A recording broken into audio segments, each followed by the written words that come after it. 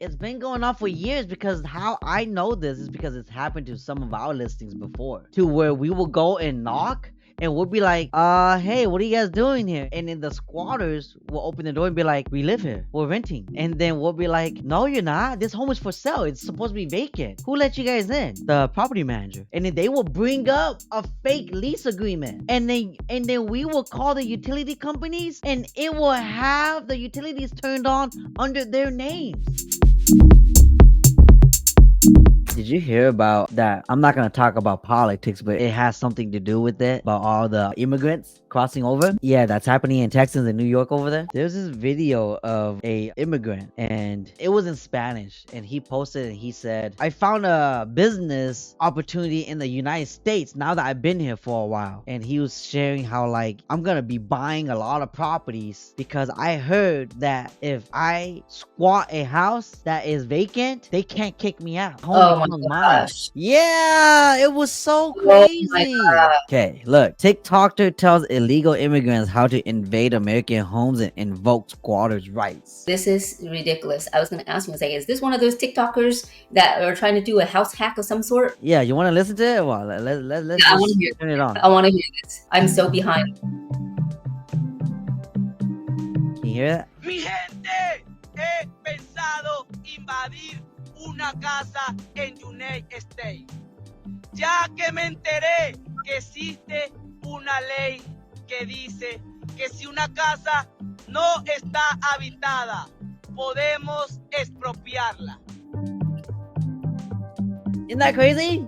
What are your thoughts on this? I'm trying to, I have so much buzz in my head right now. I'm trying to narrow it down. I'm thinking, okay, what do I say? What do I say? He's not wrong. But just because you're not wrong doesn't make this situation right. Just because the law says that you won't get caught if you steal less than $1,000 at a retail shop, that's right either. This year, it's gotten way more lenient for immigrants. Here's the thing, we're immigrants too. We are immigrants as well. And we come to this country for a better opportunity to better ourselves. I get what he's doing because when you're in such a poverty-stricken type of situation, and he's talking about like houses that have been, I hope, abandoned, not lived in, why not make use of that? I'm hoping that I'm giving this person the benefit of the doubt that he's trying to Robin Hood this situation. And I'm looking at this as like, okay, if people continue to do this, let's just say for instance, if a seller is to sell their home, they're leaving it vacant, so it's nicely staged and beautiful. Does that mean somebody like this is kind of like vulturing a situation and waiting for that to happen and just squatting into that? Yes and no. There's this one guy. He knows about this squatter's right? You know what he do? He goes and picks up a bunch of homeless people and he identifies homes that's on the market that's sitting and vacant, okay? Vacant. And he'll drive around and he'll target those homes. This is what he does. This is how you know one of your home is been a victim to this scheme. For the first week that it's empty and it's not sold yet, he'll remove your sign. He'll put it in the front yard or he'll just put it down. If you don't come fix it, he moves in. He moves in a family with furniture, everything with homeless people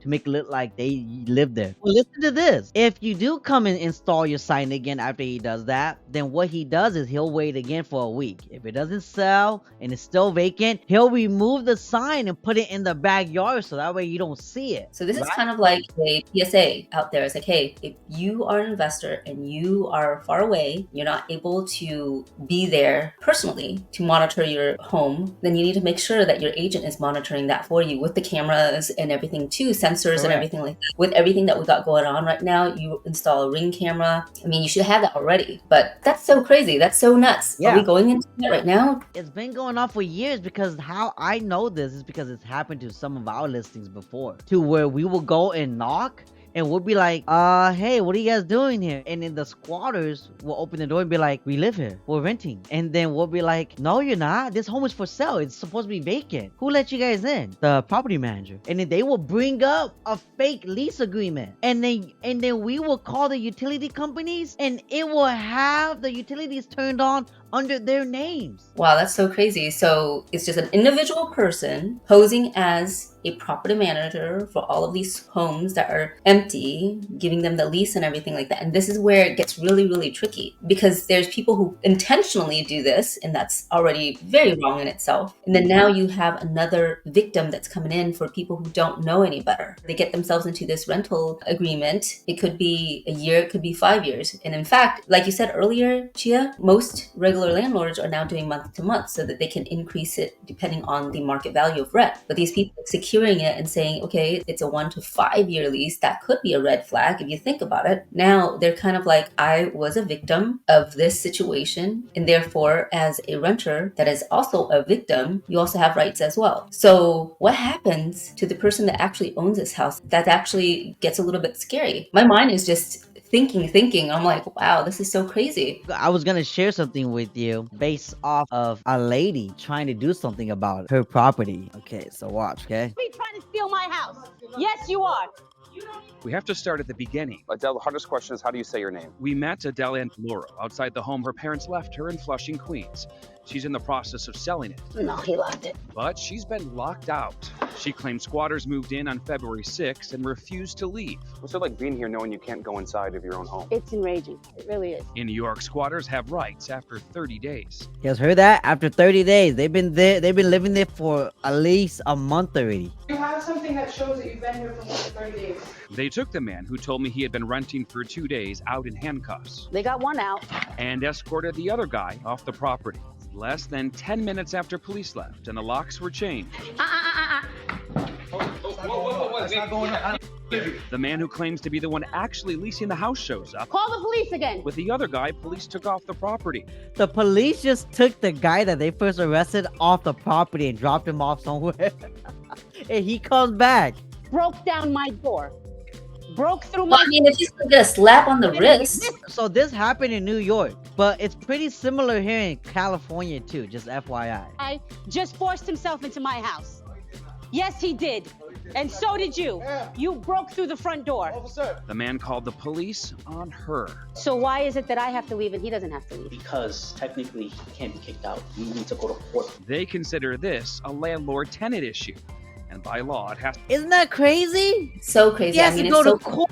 I mean, I feel for this woman so much right now. I feel for this woman because this is what we do. We help people build their dreams. And when their dreams are tarnished like this, I mean, I'm sure when she inherited this property, right? She didn't realize this issue. And, you know, as I'm thinking about all of this, we can say what we want, but what is the solution here? And I'm thinking, hey, we should open a business, Chia, and perhaps hire people to house sit, so that if you're looking to make some bucks or anything like that, perhaps this is the case. And it could cost the investor or the homeowner a lot less, especially when they're going through these situations where they're inheriting properties, and it could be there because they're going through probate or whatever the case may be for months on end and sometimes years. So who knows, maybe somebody will actually Robin Hood it back and bring it back to the actual homeowners that deserve a fair chance in evicting people who don't technically belong there, especially ones that knowingly, intentionally did this. And it seems like the person that came back intentionally did this. You know, a way to avoid this, when you list your home on the market, have your agent put this on the to-do list to go there once a week, minimum, just to walk around the house. You know what we do with all of our listings? Once a week, we'll go and check the backyard, all the bathrooms, closets, rooms, everything to make sure that nobody's broken in. Because there's signs that sometimes they leave, squatters. You could touch the shower, and if it's wet, the tub is wet, or it's been used, you know, things like that. And then it kind of gives you a sign that, oh shoot, people's been trying to squat here, especially if it's a vacant house. Some agents, what they would do is they will put a sign, like a rider sign, on their listing outside for sale, and it'll say occupied, do not disturb, but really it's vacant. And it's not really hard for a squatter to go and look at the windows and be like, oh, this house is empty, they're lying, you know? So you gotta go and check your listings. And here's my next question for this lady: where's her agent? Doesn't seem like she has one at all. Doesn't seem like she has one. So if the home is up for sale, is she selling it herself? And the squatter's been there for over 30 days.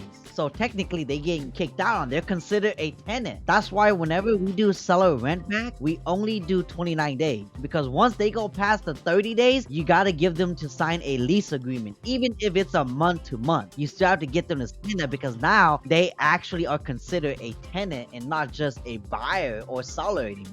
Well, I mean, this goes back to the whole NAR lawsuit and everything like that too, right? This is the reason why this profession is so needed. You need realtors that actually will do the extra mile to make sure that if you're selling your house and whatnot, that you have somebody watching over it for you. And if you're going to get buyers and everything like that, this situation happens, it's going to deter that by a whole lot, wouldn't you say? It is, because then again, that agent's gonna know what's gonna be involved when listing your home on the market. Your home is gonna be opened up to like predators like this. In the last recession in 2008, we were looking at homes ourselves during that time. So I remember almost every other house, if the grass was like going too high, it was too dry, I was like, ooh, this one's going to go into foreclosure soon. You know, we're waiting for it to put in a bid. And really, during that time, there is so many squatters as well. So they took that out for a little bit. And now it seems like with the economy the way that it is, home prices getting higher, when people are transferring properties, it's still prevalent. Yeah, that is exactly what's going on. Like, that's why these people right here are so knowledgeable about the law in the United States because of that, you know? And look, Powell says, how are they allowing the squatter 30 days? It's not that they're allowing the squatters to stay past 30 days. It's that they don't know, because they just assume goodwill that nothing's gonna happen to their home even though it's sitting vacant. So squatters take advantage of that and they go and stay there past the 30 days, and they have documentation proof of it because they turn the utilities on under their name, and you could verify with the utilities company that, oh shoot, they've actually been here for over 30 days already, because anybody could turn on utilities at a house. I don't know why they make it so simple. Yeah, there's no proof of residency,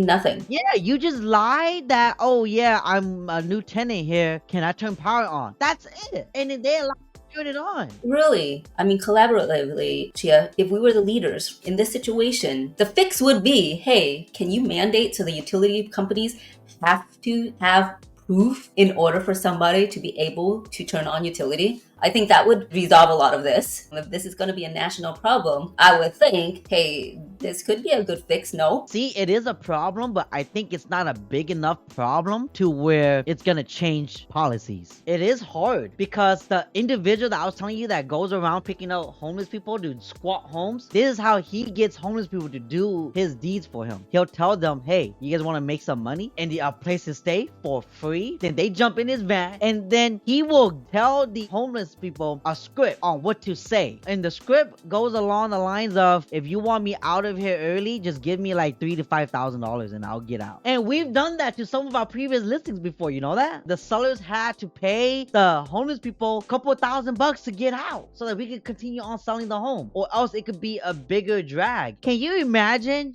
a buyer's agent showing a home to their clients and they walk in and freaking squatters are everywhere? Hashisho says, is all state different in law? Some states are different, but most of the time this is a nationwide issue because you hear about this throughout the country. Basically, when you know enough about the law, you can either use it to protect yourself or use it to your advantage. And that's what I have a hard time saying, just because it's like, okay, this is the law. You just created a loophole. It's not really a loophole. It's just because the fine print didn't say what it's supposed to say enough to protect what it's supposed to protect. So therefore, now you have advantageous people coming on in to say, well, the law says after 30 days, I have these rights. See, this thing with squatters and homeowners have been going on for decades, Lisa. And I think the reason why it's not a known policy to make this so that it's preventable, it's an issue, but it's not a big enough issue, I feel, to where, again, it's going to implement changes in policies. It has been around for a long time. I do agree with that. Except here's the thing. Now you got social media. Now you got TikTok influencers and all these other people trying to create these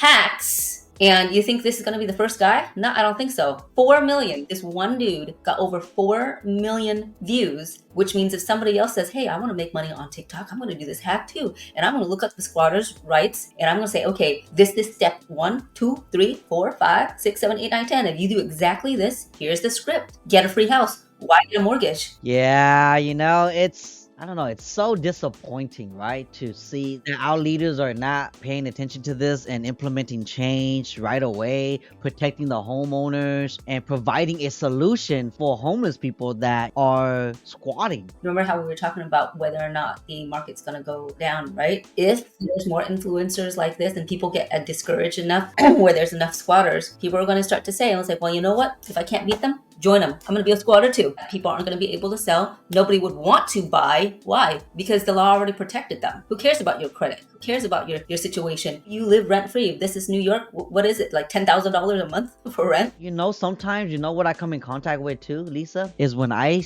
meet a seller. His home is going into foreclosure and he's squatting his own home. Yeah, so I didn't want to say that because it's like, okay, look at where we're heading to, Chia. Look at where we're heading to. In 2008, many people were doing that. So the REO brokers was doing that as well. They had to get a sheriff to go out there and evict and everything. But you have to get to that person. So if the person never opens the door, pretends they're not home or anything like that, that process just takes longer and longer and longer. And the longer that it waits, the more rights they actually have, which is really super ridiculous. So again, why would anybody want to get a mortgage if they don't start changing this? Instead of making it a 30-year, why don't we just make it a 1 year? 1 year, don't pay it, and then when they start sending you notice of default, then you kind of pay some payments to satisfy the bank, and then they take you off the pre-foreclosure, and then you stay another 6 months without paying, and then they send you another letter. These things are real life stuff. But yeah, you know, this is what happens when there's bad policies.